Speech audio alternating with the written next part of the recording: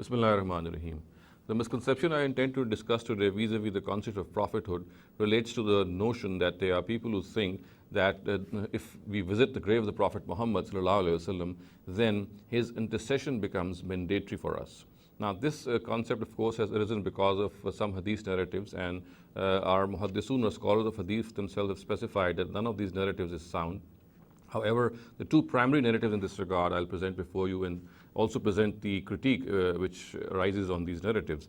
Now, the first of these is in Shu'ab al-Iman, which is, of course, a book authored by Imam Bayhaqi, and the words are, Man zara qabri wajabat lahu shafa'ati, which means that any person who visits my grave, my intercession for him becomes mandatory, it becomes obligatory. And as far as the chain of narration of this narrative is concerned, there is a person, a narrator called Musa ibn Hilal, and Abu Hatim says that he's a majhul person, he's an unknown person, and Zahabi says that this is a munkar narrative.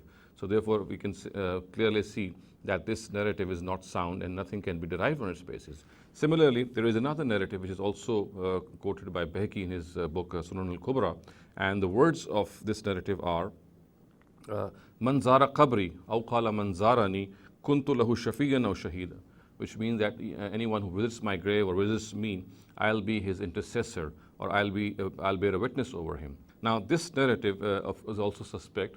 Its isnad is majhul, and there is a person called Sawwar ibn Maimun who is majhul, who is unknown, and so therefore on the basis of this weak or suspect narrative, no conclusion can be drawn.